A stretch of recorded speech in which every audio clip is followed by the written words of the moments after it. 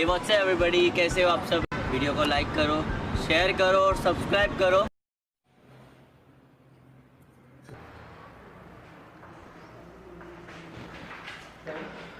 Hello class 6. Now we are starting our third element. It is atmosphere. Here we will read about the layers of atmosphere and what is atmosphere and how it's build up or which are the parts of atmosphere. तो पहली चीज़ ये कि atmosphere जो है दो word से मिलकर के बना हुआ है। एटमॉस्फेयर से, एटमॉस्फेयर मतलब होता है कि एयर और दूसरा स्फीयर मतलब डोमेन। ठीक है, तो ऐसा डोमेन जिसमें जो है एयर होती है। एयर में आप देखोगे तो मतलब एटमॉस्फेयर में क्या है कि बहुत सारी गैसेस हैं। फर्स्टली अगर हम इस पे देखें तो सबसे ज़्यादा जो एटमॉस्फेयर का पार्ट होता है वो होता है एक गैस जिसका नाम है नाइट्रोजन। ठीक है, तो एटमॉस्फेयर में नाइट्रोजन होती है N2 71%, 71 या 70% होती है, 78%, यस 78%। और नियर अबाउट 21% जो है ये होता है ऑक्सीजन O2। ठीक है, इसके बाद से आप देखोगे तो लेस देन 1% आर्गन होती है तीसरे नंबर पे। आर्गन एक गैस है, आप जब ऊपर के क्लास में जाओगे तो आपको मिलेगा। ये जो है 1% से कम ही होती है, 0.8 या 9 ऐसे कुछ करके जो है परसेंटेज है इसका। तो मेनली यही गैसेस हैं। कार्बन डाइऑक्साइड के बारे में हम देखते हैं, जो ये चौथे नंबर पे आती है CO2। पहले इसका जो कॉन्सेंट्रेशन था अपने एटमॉस्फेयर में वो 0.33% था, लेकिन अभी क्या है कि ये चेंज हो गया है और ये 0.36% के आसपास हो गया है। तो ये चीज़ें जो है मेनली होती हैं और ये आपको जो है ध्यान में थोड़ा सा रखना चाहिए। अगर आप मतलब भविष्य को देखें तो वहाँ पर जो है इनकी ज़रूरत पड़ती है एग्ज़ाम्स में। हो सकता है यहाँ पर भी इससे क्वेश्चंस पुटअप किए जा सकते हैं। ठीक है, तो ये जो है परसेंटेज है, जो एटमॉस्फेयर है उसका जो स्ट्रक्चर है उसमें ये लोग जो है काफ़ी क्रूशियल रोल प्ले करते हैं। फिर हम देखते हैं लेयर्स ऑफ द एटमॉस्फेयर। तो लेयर्स ऑफ द एटमॉस्फेयर में हम देखेंगे तो इसमें क्या है कि एटमॉस्फेयर जो है वो कई लेयर्स का बना हुआ है। ठीक है, इसमें जो पहला लेयर है, ये पहला लेयर का नाम है ट्रोपोस्फियर। और ट्रोपोस्फियर में क्या होता है, जितनी भी मौसमी परिघटनाएं होती हैं, ठीक है, वेदर की जितनी भी चीज़ें होती हैं वो सारी इसी में हैपन होती हैं, इसी में जो है अकर होती हैं, इसी में वो घटित होती हैं। ठीक है, तो आप देखोगे कि ट्रोपोस्फियर, इसी वजह से इसको जो है हिंदी में इसको क्षोभ मंडल कहते हैं कि ये जो है शांत नहीं रहता है, इसमें क्षोभ होता रहता है, कुछ ना कुछ जो है हलचल होती रहती है, इसी वजह से इसको ट्रोपोस्फियर कहते हैं। अब इसमें जो है दो वर्ड्स मैंने लिखे हुए हैं। फर्स्ट है लाइफ सपोर्ट। तो ये जो है लाइफ को सपोर्ट करने वाला है। क्यों है? क्योंकि ट्रोपोस्फियर में ही आपको ऑक्सीजन मिलती है। ठीक है, और कार्बन डाइऑक्साइड मिलती है और नाइट्रोजन गैस मिलती है, ऑर्गन गैस मिलती है। तो ये सारी गैसेस जो है यहीं पे मिलती हैं और इसलिए ये लाइफ सपोर्ट है। अब आप कहोगे कि ऑक्सीजन तो हम सांस लेने में यूज़ करते हैं, ठीक है, वो सपोर्टिव है, लेकिन कार्बन डाइऑक्साइड कैसे है? एक्चुअली जो हम खाते पीते हैं, तो जो हमारे प्लांट्स हैं, प्लांट्स फूड किससे मेक करते हैं? तो in the presence of sunlight with water and carbon dioxide they make glucose and other useful things. ठीक है, तो इससे जो है प्लांट्स सरवाइव करते हैं। वो जो है इसकी उपस्थिति, ये और पानी, ठीक है, H2O, इन दोनों से मिला करके जो है सनलाइट में अपना फूड बनाते हैं और वही फूड कहीं ना कहीं हमको भी मिलता है, तो इससे हम जो है जिंदा रहते हैं। तो इसी वजह से ये जो है life support layer of atmosphere है। ठीक है, दूसरी चीज जो इसमें मैंने वो कोट किया हुआ है, ये नेचुरल लैप्स रेट। ये नेचुरल लैप्स रेट क्या होता है?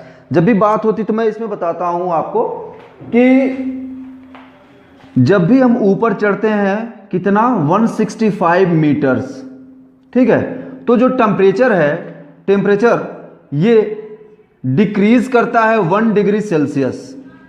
ठीक है, ये ध्यान में रखिएगा। और ऐसा करके 1 किलोमीटर जब हम ऊपर जाते हैं तो जो टेम्परेचर है वो 6.5 डिग्री सेल्सियस डिक्रीज कर जाता है।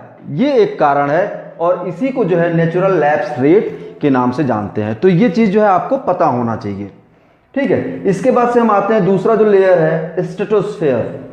इसमें कहीं लाइफ सपोर्ट नहीं लिखा है, लेकिन नो डाउट लाइफ के सर्वाइव के लिए ये स्फीयर जो है काफ़ी इंपॉर्टेंट होता है, क्योंकि इसमें प्रेजेंस ऑफ O3 लेवल होता है। ठीक है, O3 का मतलब होता है ओजोन। ठीक है,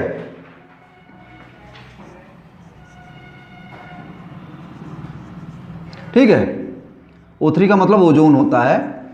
तो ये जो है ओजोन, ये लेयर जो है अल्ट्रावायलेट में जो हार्मफुल रेज होती है, हार्मफुल रेडिएशन होता है। एक्चुअली अल्ट्रावायलेट में जो है कई टाइप के रेडिएशंस होते हैं, ठीक है, ABC। तो उसमें जो हार्मफुल होते हैं उन रेडिएशंस को ओजोन लेयर जो है वो ऊपर ही रोक देती है, और इससे जो है लाइफ एग्जिस्ट करना जो है आसान हो जाता है। लाइफ उसी वजह से जो है अर्थ पे एग्जिस्ट कर पाई। ठीक है, तो ये चीज़ें जो है इस वजह से रहा।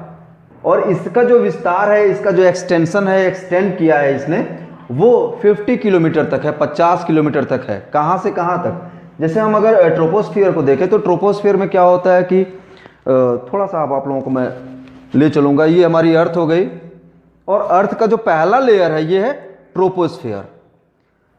तो जब हम पोल्स की बात करें और इक्वेटर की बात करें तो ट्रोपोस्फियर मतलब हवा कहाँ तक जाएगी। इक्वेटर पे इसकी हाइट होती है 18 किलोमीटर। कितनी होती है? 18 किलोमीटर। और यही पोल्स पे जो है इसकी हाइट होती है 8 किलोमीटर। ठीक है, तो इस तरीके से हम देखते हैं कि इसकी जो हाइट है वो अलग अलग जगहों पे वेरी कर रही है। ठीक है, और इस वजह से जो है इसका जो हम रेशियो निकालते हैं तो वो नियर अबाउट 13 के आसपास आता है, 13 किलोमीटर के।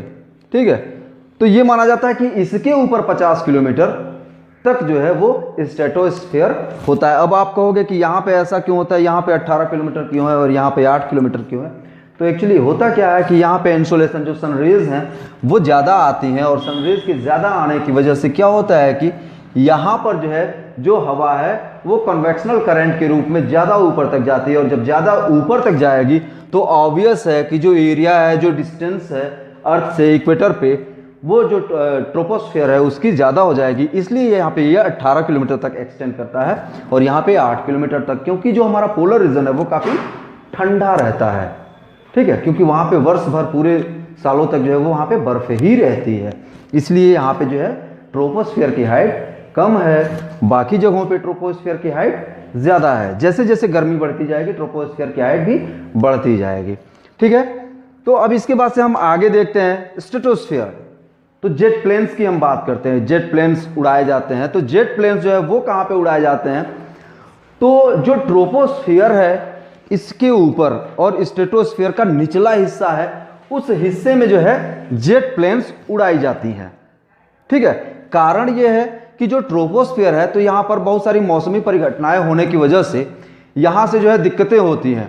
ठीक है, और जब दिक्कतें होती हैं तो जो प्लेन्स हैं उनको प्रॉब्लम ना हो, इसके लिए जो है उनको हम जो ट्रोपोस्फियर है उसके जस्ट ऊपर जो है स्ट्रेटोस्फियर में उड़ाते हैं। ठीक, अब ये स्ट्रेटोस्फियर का हो गया, ये 50 किलोमीटर तक है, और यहाँ पर जो है O3 लेयर पाई जाती है, ओजोन की लेयर पाई जाती है जो अल्ट्रावायलेट को रोकने का काम करती है। एक चीज और जो यहाँ पे मैंने ये साइन बनाया हुआ है, ये साइन इसलिए है मतलब छोटा सा है, आपको आसानी होगी समझने में। जब एरो ऊपर बनाया उस पर T लिखा हुआ है, इस मीन कि यहाँ पे टेम्परेचर जो है वो इंक्रीज करता है जैसे जैसे एल्टीट्यूड बढ़ता जाएगा। ठीक है, एल्टीट्यूड का मतलब होता है हाइट, तो हाइट जैसे जैसे बढ़ेगी वैसे वैसे टेम्परेचर जो है वो इंक्रीज करेगा। फिर हम आते हैं अब मेसोस्फीयर में। तो मेसोस्फीयर पे क्या है? ये जो है coldest zone of the atmosphere. तो ये जो है एटमॉस्फियर का सबसे ठंडा वाला इलाका है, सबसे ठंडा क्षेत्र है। अब इसमें क्या होता है? इसमें आप देख रहे हो एरो बनाया हुआ है डाउन साइड में और यहाँ पे T लिखा हुआ है, तो इट मीन्स कि यहाँ पे जो है वो टेम्परेचर डाउन होता है, गिरता है। ठीक है, इसके बाद से है थर्मोस्फीयर। थर्मोस्फीयर जो है इस यहाँ पे गर्मी ज़्यादा होती है, इसी को आयनोस्फीयर भी कहते हैं, जो आपकी बुक में मेंशन नहीं है। तो ये आयनोस्फीयर है, और आपकी बुक में जो है इसका जो लेयर का वो जो लिखा हुआ है दूरी ये, तो वो थोड़ा सा मतलब मिस्टेक टाइप का है, ठीक है। ये जो है इसमें दिया हुआ है कि ये जो है 690 किलोमीटर तक है, लेकिन ये जो है आपको 400 किलोमीटर तक मिलता है। 690 किलोमीटर तक है, लेकिन ये जो है आपको 400 किलोमीटर तक मिलता है, ठीक है। तो इसको आप लोग चेक कर लीजिएगा गूगल पे भी एक बार, क्योंकि जहाँ तक मेरी जानकारी है ये 400 किलोमीटर तक है, ठीक है। तो ये है। इसके बाद से इसमें जो खासियत है वो ये कि ये आयनोस्फीयर है। यहाँ पे जो गैसेस हैं, जैसे हमारा जो एटमॉस्फेयर है, गैसेस ही तो हैं यहाँ पे, ये एक्सटेंड करती हैं और यहाँ पे ये आयन के फॉर्म में मिलती हैं, और आयन के फॉर्म में मिलने की वजह से यहाँ वो चार्ज होती हैं, क्योंकि जो भी आयन्स होते हैं, जब आप अपर क्लासेस में जाओगे तो पढ़ोगे कि आयन ऐसे पार्टिकल्स होते हैं जो चार्ज्ड होते हैं, प्लस या माइनस उस पर चार्ज होता है, आवेश होता है, ठीक है। और इसकी वजह से, इस चार्ज की वजह से वो क्या करते हैं कि जो रेडियो वेव्स होती हैं, रेडियो स्टेशन से आप सुनते हो ना, एफएम से, या फिर जो विविध भारती है, या फिर जो भी आपके रीजनल रेडियो स्टेशंस हैं, तो वो आपको सुनाते हैं, मतलब बहुत सारे रेडियो के प्रोग्राम, तो उनका जो वो सिग्नल्स भेजते हैं वो इसी स्फेयर से जो है टकरा करके रिफ्लेक्ट होकर के आता है, ठीक है। तो रेडियो वेव्स के लिए और रेडियो के लिए जो है ये स्फीयर काम करती है, ठीक है। तो कहीं ना कहीं वो संचार साधनों में, कम्युनिकेशन वाले, मतलब बातचीत को छोड़ के रेडियो वाले में जो है वो यूज किया जाता है, ठीक है। इसके बाद से है एक्सोस्फीयर, मतलब ये बाहर का है, और आपकी बुक में दिया हुआ है इसका कि मतलब ये 10,000 किलोमीटर तक है। एक्चुअली इसकी कोई सीमा तय नहीं की जा सकती, लेकिन चूंकि 10,000 किलोमीटर तक हाइड्रोजन की प्रेजेंस पाई जाती है, क्योंकि हाइड्रोजन जो वो सबसे हल्की गैस है, और ये जो है 10,000 किलोमीटर तक थोड़ी बहुत पा ली जाती है, इस वजह से वहाँ तक जो है आपकी बुक में माना गया, क्योंकि इसको मानते हैं कि ये जो अंतरिक्ष है, स्पेस है, उसमें ये विलीन हो जाता है, तो वहाँ से जो है उसके बाद से स्पेस शुरू हो जाता है। तो ये रहे हमारे एटमॉस्फेयर और उसके ढेर सारे लेयर्स। तो यहाँ पे ये चैप्टर का जो ये सेगमेंट है ये कंप्लीट होता है। इसके बाद से हम फिर देखते हैं अगला।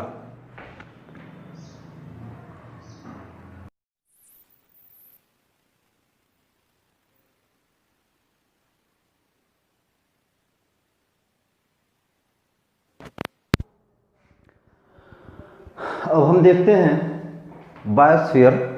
बायोस्फीयर जो है वो एक ऐसा डोमेन है जिसमें सभी लिविंग बीइंग्स आती हैं, चाहे ये एनिमल्स हों, प्लांट हों, माइक्रो ऑर्गेनिज्म हो, एल्गीज हों, फंगस हों, बैक्टीरियाज हों, ठीक है, या फिर बड़ी सी नील व्हेल हो, हम लोग हों, जितने भी मतलब जानवर और सारी चीज़ें हैं, ठीक है, जीव जंतु, सभी तरीके के पौधे, चाहे फूल पत्ती हो, चाहे कटीले हो, सब इसी में आते हैं बायोस्फीयर में, ठीक है। और बायोस्फीयर में ये आते हैं, और ये कहाँ पे होते हैं हमारे, इनका जो है एक हैबिटेट होता है, जो हैबिटेट जो है ऐसा मतलब सपोर्टिव इनका एरिया होता है, या ऐसी जगह होती है जहाँ पे ये सर्वाइव कर पाते हैं। जैसे आप देखोगे तो जो पोलर बियर है वो पोलर रीजन में ही सर्वाइव कर पाता है, इक्वेटोरियल रीजन में सर्वाइव नहीं कर पाएगा, क्योंकि उसकी जो बॉडी स्ट्रक्चर है, जो भी उसका मॉर्फोलॉजिकली मतलब उसकी जो बॉडी है, वो सारी चीज़ें ऐसी हैं कि वो बहुत ही ज़्यादा कोल्ड एरिया में ही सर्वाइव कर पाएगा। जब भी वो हीट एरिया या हॉट एरिया में जाएगा, ठीक है, जहाँ पे हीट ज़्यादा होगी, तो हॉट एरिया में जाने पर क्या होगा कि उसको दिक्कत हो जाएगी। क्यों? क्योंकि उसके अंदर जो है इसी तरीके से नेचर ने उसको बनाया है कि बहुत सी मोटी जो है उसके अंदर चर्बी की लेयर होती है, और वो फैट जो है उसको जो हीट इमिशन होता है उसके शरीर से, उससे जो है रोकती है। तो इस तरीके से उसको बनाया गया है। जैसे आप देखते हो ह्यूमंस के लिए, तो हम इंसान जो है पृथ्वी पर लगभग हर जगह पे फैले हुए हैं। तो हम फैले हुए इसलिए हैं क्योंकि जब हम इक्वेटोरियल जोन में होते हैं तो वहाँ पर जो है हमारा ड्रेसिंग सेंस कुछ और होता है, हमारा ड्रेसअप जो है वो कुछ और होता है। लेकिन जैसे ही हम जो है ठंडे प्रदेशों में जाते हैं वहाँ पे हमारा ड्रेसअप कुछ और हो जाता है। तो हम कपड़े पहन सकते हैं या दूसरी चीज़ें यूज़ कर सकते हैं, इसलिए ऐसा है कि हम हर जगह पे हैं। अदरवाइज़ जो है जो रशिया में या फिर जो स्कैंडिनेवियन कंट्रीज़ हैं जहाँ पे बहुत ज़्यादा सर्दी पड़ती है, ठीक है, कनाडा वगैरह में, तो वहाँ पर भी हम जो है नहीं रह पाते क्योंकि वहाँ की सर्दियाँ हमारी जान ले लेती हैं। लेकिन हमको जो है बहुत सारे जो है कपड़े और जो इस तरीके की चीज़ें हैं हमने उनको अडॉप्ट किया और अपने आप को मॉडिफाई कर लिया। तो इसी वजह से जो करंट एरा चल रहा है उसको एंथ्रोपो एरा बोलते हैं, ठीक है, मतलब कि ये मानव का काल है। और इसमें जो है बहुत सारा जो इंटरफेयर नेचर की चीज़ों में हम ह्यूमंस करते हैं। तो ये जो है पूरा बायोस्फीयर है जिसमें हम जो है काफ़ी डोमिनेंटिक एनिमल्स हैं। अब इसके बाद से है कि inter relationship between the earth's realms. अब बायोस्फीयर की बात, चूंकि बायोस्फीयर चल रहा है तो बायोस्फीयर की बात करें तो यहाँ पर मैंने पहले भी बताया था आपको कि किस तरीके से जो स्फीयर्स हैं वो इंटरसेक्ट करते हैं और इंटरसेक्शनल जो पार्ट होता है वो होता है बायोस्फीयर। तो यहाँ पर आपको देखने को मिल रहा होगा कि ये एटमॉस्फेयर, लिथोस्फीयर और ये हाइड्रोस्फीयर, ये तीनों ही स्फीयर जहाँ पे एक दूसरे को इंटरसेक्ट कर रहे हैं वो रीजन बन रहा है बायोस्फीयर। क्यों?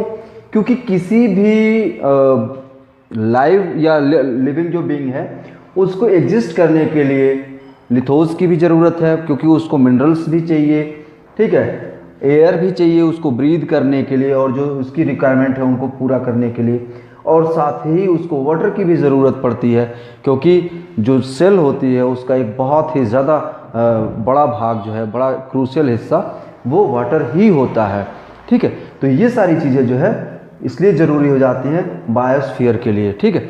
तो ये चीज़ें हैं और बायोस्फीयर से जो है ये चीज़ें जुड़ी हुई हैं, क्योंकि एटमॉस्फेयर में जो हवाएं हैं कहीं ना कहीं उनको जो भी हवाएं हैं इनसे यहाँ पे यूज़ होता है और फिर उनकी जो है साइकिल वो चलती रहती है। तो ये जो है इंटरकनेक्शन हो गया एटमॉस्फेयर टू बायोस्फीयर, ठीक है। अब एटमॉस्फेयर टू हाइड्रोस्फीयर हम देखते हैं तो पानी जो है वो दो गैसों से मिलकर के बना हुआ है, हाइड्रोजन और ऑक्सीजन से। ये दोनों ही गैसें एटमॉस्फेयर में ही रहेंगी, हाइड्रोजन और उसके रूप में, ऑक्सीजन के रूप में, लेकिन इनको जो है चेंज करके हाइड्रो के रूप में, पानी के रूप में जो है बायोस्फीयर बदल सकता है, या फिर वो आपस में रिएक्शन करके, रिएक्ट करके भी और प्रेसिपिटेशन के थ्रू भी जो है हाइड्रोस्फीयर जो भी उसकी चीज़ें हैं उसमें आ सकती हैं। जैसे अब अगर वो रिएक्ट की वेपर ही रही तो भी वो हाइड्रोस्फीयर का पार्ट हो गया, ठीक है। फिर हम देखते हैं लिथोस्फीयर की बात।